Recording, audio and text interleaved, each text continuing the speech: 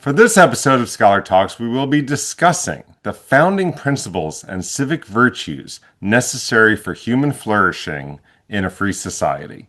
William Reddinger is a professor of government at Regent University, where he teaches political philosophy and American politics. He is also the director of the Lincoln Program in America's Founding Principles. He is the author of the book Political Thinkers of Our Time, which we will discuss today. He's a very good friend of the Bill of Rights Institute and a good personal friend of mine. I am Tony Williams, Senior Fellow at the Bill of Rights Institute, and I want to welcome you to another episode of Scholar Talks in the America 250 series. Bill, I want to thank you very much for joining me. Yeah, of course. Thank you, Tony. Glad to be talking with you today. Yeah, you've written a really remarkable book. I mean, it has such an array of the important thinkers of Western American civilization. I guess you hone in on the Anglo-American tradition, both on the political side, some economists in there too. And I felt like I was reading a BRI mission statement. I mean, or a mission statement from the American founders. I guess their mission statement was the Declaration of Independence, right? But all of the great founding constitutional principles you were talking about and the civic virtues. So just a great book, very readable, nice brief, very digestible, and I can't wait to talk about it. Well, thank you. Thank you for that feedback on it. I'm glad to talk with you. The book in the introduction, it tries to set out a series of Anglo-American political ideas. And I speak of the Anglo-American political tradition. Right. And in so doing, I cover people like Burke, Tocqueville, Lincoln, the Federalist Papers, and people you might not expect. George Washington as a political thinker, and Friedrich Hayek and Wilhelm Röpke. And so I'm happy to talk with you about this today. Great. So, and you mentioned the Anglo-American tradition in your book. So you start off with an introduction rooted in that Anglo-American tradition. So what are its defining characteristics that might pull together this, somewhat diverse set of political thinkers? Sure. Well, the phrase Anglo-American political tradition, I think, is best understood by thinking about a series of institutional features or principles.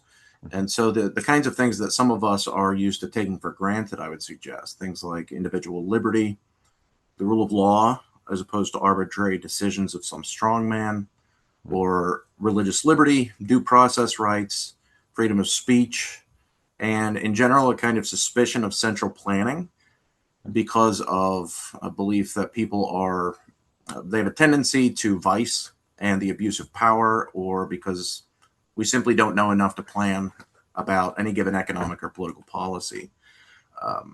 But in a word, I would say that the Anglo-American political tradition is liberalism. So it's not really something that I emphasize a great deal in the introduction, but some thinkers as of late have taken to try to separate the idea of liberalism from the Anglo-American political tradition, and the book kind of implies that that's the wrong take. That's the wrong path to take. And so we should be referring not so much to a kind of subset of European ethnicities, but rather to a set of ideas. And to that extent, it's the Anglo-American political tradition is a phrase which is often contrasted with other approaches to thinking about politics. In the book, you may recall in Friedrich Hayek, one of my favorite ways to think about it is Friedrich Hayek's distinction of Anglican and Gallican. And again, these don't refer so much to ethnic groups, but to schools of thought. And so in the Anglican tradition, we have something like what in my book we're calling the Anglo-American political tradition. And Hayek used Gallican to refer to a set of thinkers who are more concerned with abstract reason. They're concerned with central direction of political and economic life. They're generally in favor of a more secular society, if not outright antipathy toward maybe traditional religious beliefs, things like this. And so there are other ways of thinking about this. In the book, I cite Russell Kirk and his basic distinction of conservatism and radicalism, that, kind of getting at the same thing, even if I don't, I choose not to use that distinction as such. But But yeah, that's what I have in mind in the book, in particular because it seems to me that in our day there are different voices from different historical or political camps who are probably ready to jettison some of these principles, and I would suggest that it would be best that we understand what we're jettisoning before we cast them off. I certainly agree with that. So let's start with Edmund Burke from your book. And so, how does tradition and civil society cultivate civic virtue and liberty, according to Burke? Yeah, well, for Burke, first of all, it's probably best to start out with Burke's anthropology. So on the one hand, there is in Burke a suspicion of individual reason.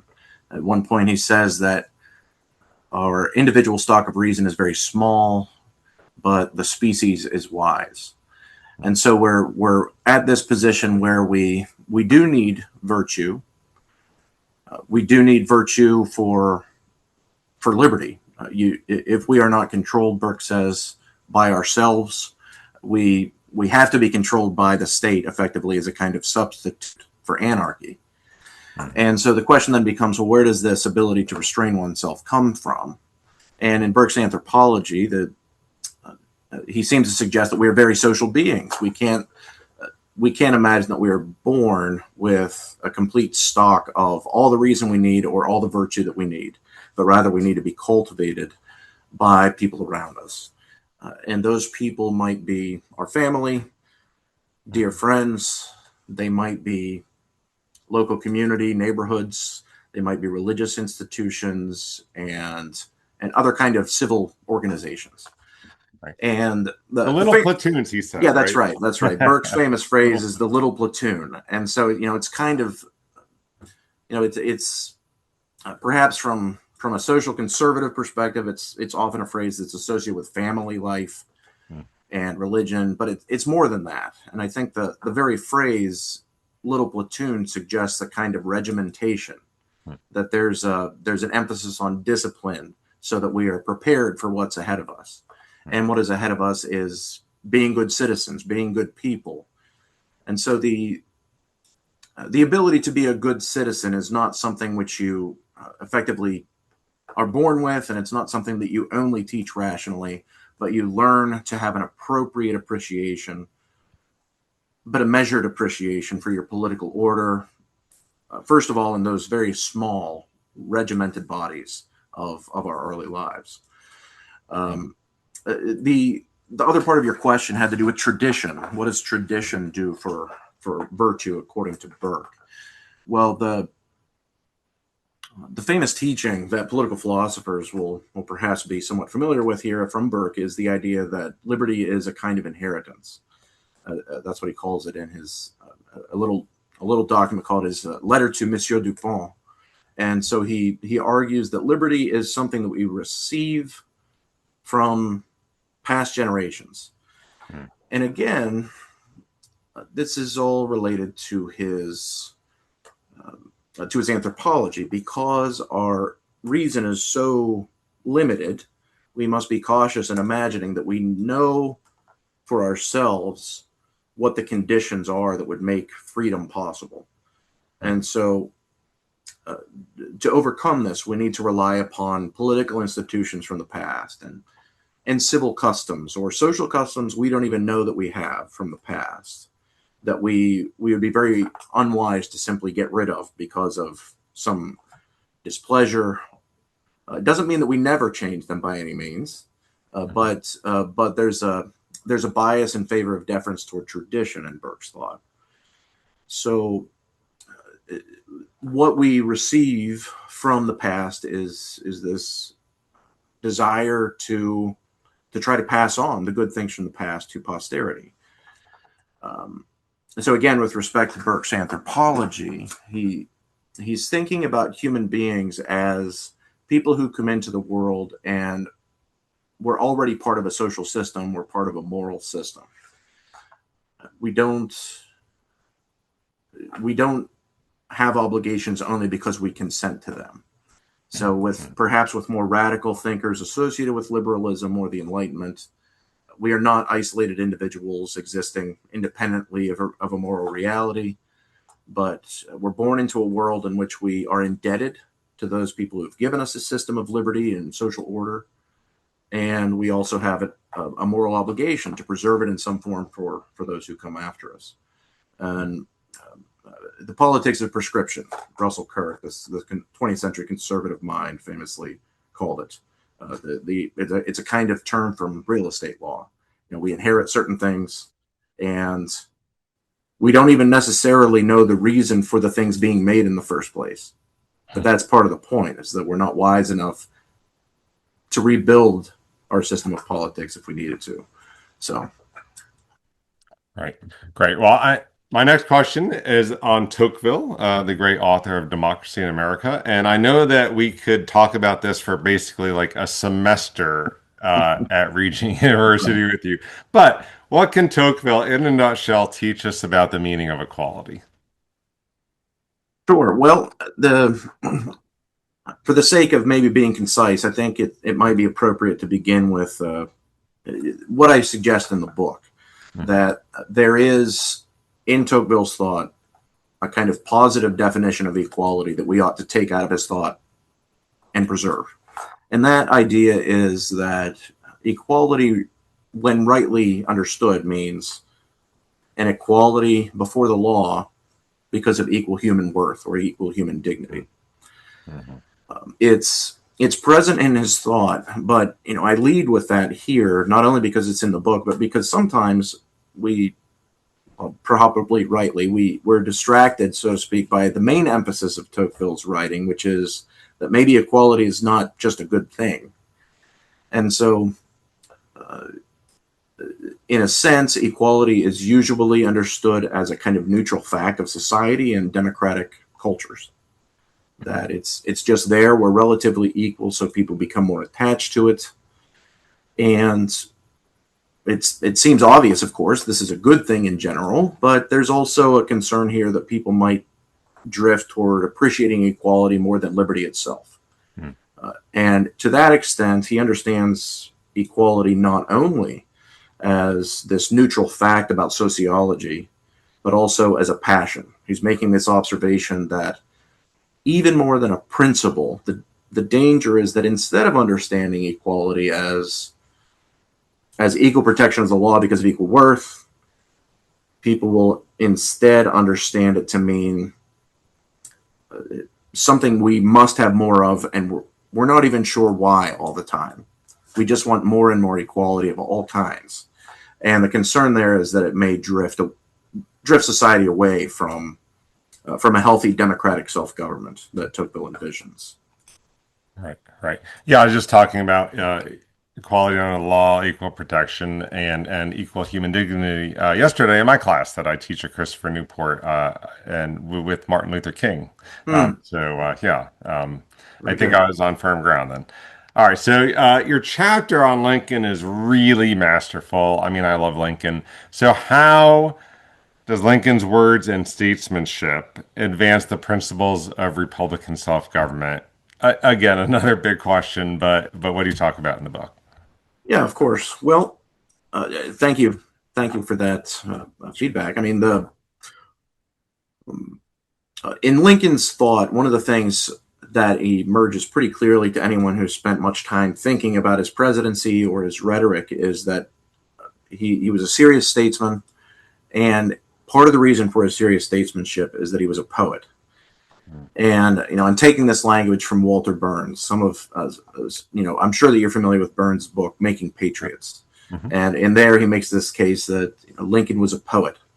But of course, that's part of good statesmanship. It's using language as a preceptor of important ethical principles or what the country ought to do, what the vision of the common good is.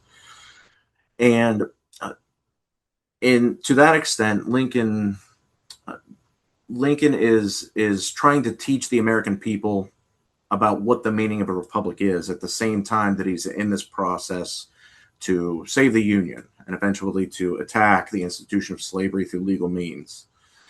And so in the chapter, I just point out that for Lincoln, a republic means or the American Republic means self-government, and in particular, democratic self-government by consenting to the laws that govern us. And in various ways, he tries to point out that some of his fellow Americans with whom he is in deep disagreement are simply defining the terms incorrectly. There's at times a misunderstanding. At times there's a demagogic intentional abuse, he seems to suggest, both with respect to the word republic, but also other words, sovereignty, famously, or popular sovereignty. So, can we really call it a republic if there is a huge portion of the country who is being systematically removed from self-government, from the very possibility of self-government? And of course, Lincoln's answer is no.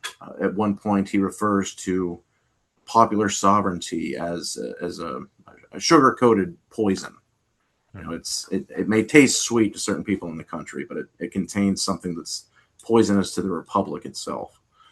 And so there are various ways in which he uses language artfully. I mean, the most beautiful, it seems to me, of Lincoln's speeches is the second inaugural.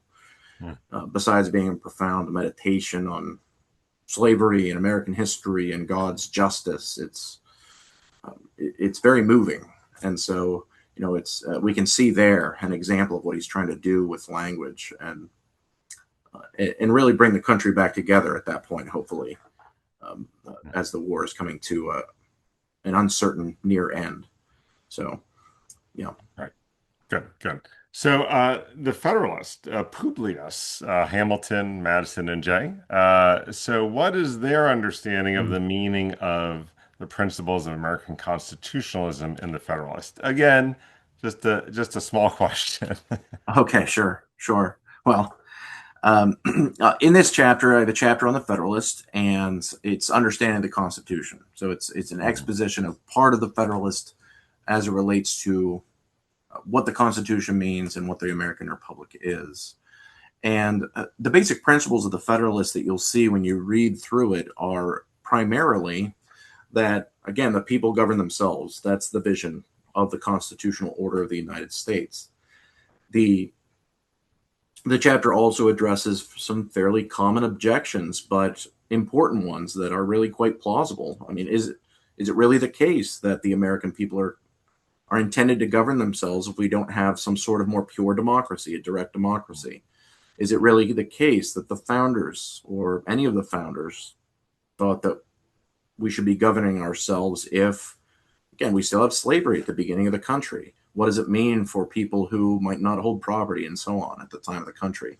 So I address some of those questions, but the basic principle is that we govern ourselves and that the Constitution is, according to the Federalist, the text of the Constitution is the true long-term will of the people. It's the true long-term will of the American people. And so we must understand how we are to govern ourselves through those words. Right. And that seems really rooted in the Declaration, right? Maybe, kind of reminds me of Lincoln's apple of gold and the picture of silver, that, you're saying this popular sovereignty and consent of the governed in the Declaration really is prominent and central to the project of the Constitution and self-governance. Yeah, absolutely. So to some extent, the chapter is an exposition of portions of the Federalist, as I said. And in some respects, it's a reminding of the reader of things that hopefully they will have encountered in a civics class at some point. That, we see in the Constitution certain flag posts indicating the way in which it represents the principles of the Declaration. It begins with "we the people" as a kind of statement of sovereignty, that the people are sovereign in the American system, according to the Declaration. The first article about Congress begins with a statement that all legislative powers herein granted are vested in a legislature. And, well, who granted it? I mean, well, clearly it's the people. That's the Declaration. And so as you move through the Constitution, you see these different indications that, indeed, the principles that Jefferson tried to capture in the American mind of the day, as he called it. These are principles which appear in institutional form in the working pieces of the Constitution. Right. Great. And so let's talk about George Washington, right? I loved your approach to Washington.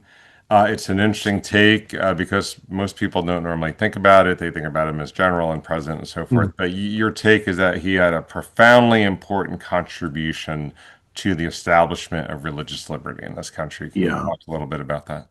sure. Well, Washington is as you suggested, I think he's probably underestimated as a thinker, Mhm. and it's probably something that was, at least in some degree, encouraged by some of his own insecurities at never having a formal college education and so on. Mhm. But he's someone who's deeply well read in the classics and modern thinkers. He's someone who is plainly very thoughtful about the kind of precedents that he's setting for the country. He's very mindful of these things, and part of that has to do with his language, his words. So particularly as it relates to religious liberty, the central document of Washington's contributions to what religious liberty means is his letter to the Hebrew congregation in Newport.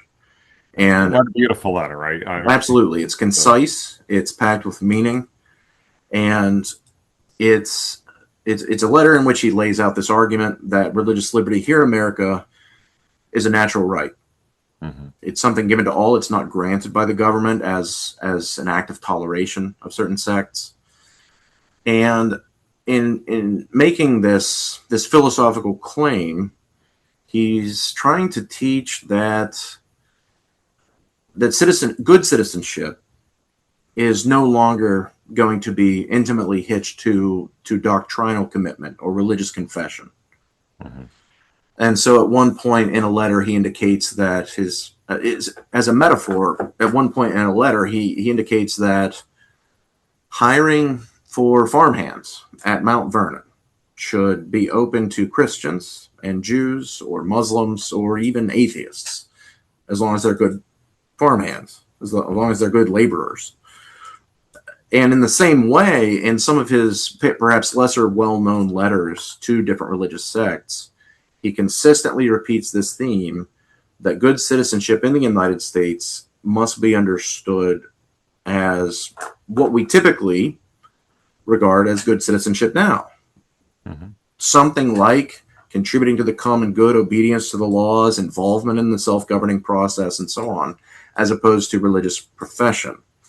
Mm-hmm. And one of the more interesting things that I learned in reading in preparation for that chapter is how much Washington was mindful of his role as a preceptor of these principles, particularly for sects which perhaps have a history of more radical political action because of their religion.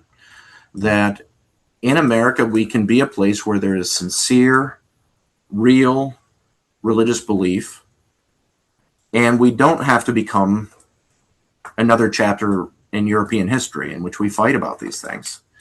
And so he's teaching the country. He's teaching the Presbyterians in this way, for example. He's teaching other sects. Contribute to the country. That's what it means to be an American. That's a good lesson. Okay, so shifting to the economists now. So how do the two economic thinkers, Hayek and Ropke, as I say it Yeah, from my that's right. college German, how do they promote liberty and human flourishing in the free market? And what are the dangers of that centralized government intervention? Sure. Well, I have one chapter in the book on Hayek, another chapter on Ropke. They're clearly intimately related, and so the difference is that Hayek is something like more of a classical economist in his own right. It's not that Ropke was not that. He's a lesser known figure, but he's someone who's much more interested in the cultural conditions of a healthy market society. So these are two 20th century thinkers, and Hayek is the more well-known, but both had an immense influence on European and American politics. So American is true of Hayek, certainly. In Hayek's writing, what I try to suggest is that he understands a free market to be a system of free enterprise in which certain structural conditions are met to produce free economic exchange. So the structural conditions include things like the protection of private property. It's not really possible to think about a flourishing human society where you don't have protection of property rights. It disperses power. It protects individuals who hold that property. It creates, as other economists outside of the book have suggested, it creates certain habits of mind, certain ideas of fairness that are the foundation of a healthy society. Another feature of the chapter on Hayek is his discussion of price mechanisms. And so, again, because of anthropology in this Anglo-American tradition, in Austrian here, we're talking about Hayek in the Anglo-American tradition. But there's this emphasis on individual reason being limited. There's no such thing as a wise planner or founder who can tell us what our economic activity in specific cases should be. And so the substitute for that one wise planner is, as he says in this famous seminal essay from the 40s, The Use of Knowledge in Society, he says that the substitute is the price mechanism. It's a kind of flag to signal to other people how much might be demanded of certain commodities, or whether there's a need or not a need, how much production is going on. And to the extent that that is interfered with artificially from outside forces, you risk sending all kinds of incorrect signals. You risk creating need where there was not need before, or more scarcity where there was less scarcity before, and so on. The thought of Hayek also portrays economic freedom or the free market as being contingent upon the rule of law. In this case, the law applied to economic transactions. And so at one point, he helpfully compares the free market when it's operating freely under the rule of law to someone who has good balance. It's as if it's a natural law that continues into the economic realm. We don't think that much unless we have vertigo about what our next step is going to be like. And in the same way, we need predictability in the market if we're to have a good society, if we're to be able to save wisely or invest wisely or spend wisely. But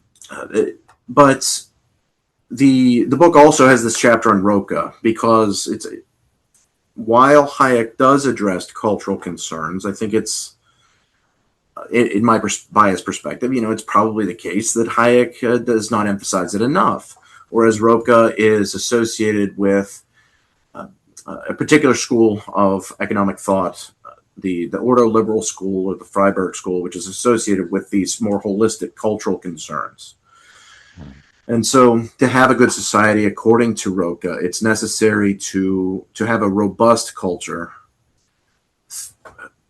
that makes people good actors in the economic arena.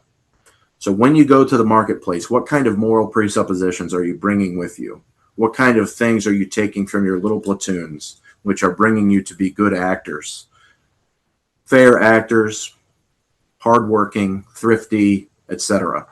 And according to Roca, he wants to argue that it should be evident to you after reflecting on it that the market itself does not alone produce those conditions necessary for a healthy market.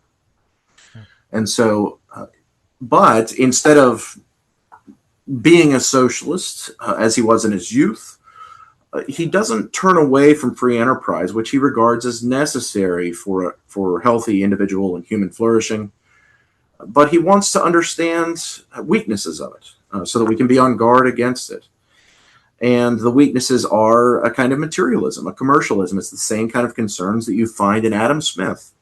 It's a concern that he doesn't quite use this language, but it's the market may cannibalize those higher things of life, which make a healthy market possible if we're not thoughtful about it. We need to have community, effectively Burke's little platoons. We need to have the higher things of life, which are more important than market transactions, to make a market possible. And so, the chapter addresses that aspect of his thought. Okay, fantastic. And so, going back to our original question at the beginning, what are the founding principles and civic virtues necessary for human flourishing in a free society? Yeah, well, in the book, go down the table of contents, you'll see some of the things that I'm emphasizing here. I'm emphasizing liberty rightly understood, not as an abstract absolute to do whatever we please, but a kind of ordered liberty to do what is good and to have free reign for those good things of life. I think it's necessary that we understand also that people ought to be given equal protection of the law, because we are all of equal worth. We are all people who have intrinsic dignity. Another principle, particularly in the American context, has to do with Republican self-government under the U.S. Constitution. Chapters 3 and 4 on Lincoln and the Federalist Papers address that. The idea of religious liberty is deeply important. Having a commitment to religious liberty and closely related ideas, freedom of speech, for example, these things are part of a healthy free society. And the free enterprise system, the free market, I would regard as being a great blessing in human history that we have experienced in the last couple of centuries, and ought to be preserved at great cost if necessary. So, right, great. Well, thank you so much, Bill Reddinger. Thank you for discussing your book on constitutional principles, civic virtues, and a free society. Particularly important as we celebrate America 250, but eternally important in understanding who we are as Americans. So thank you very much. Yeah, thank you, Tony. And thank you all for joining us on this episode of Scholar Talks. Please check out the other videos in our America 250 series on our channel, and please click subscribe.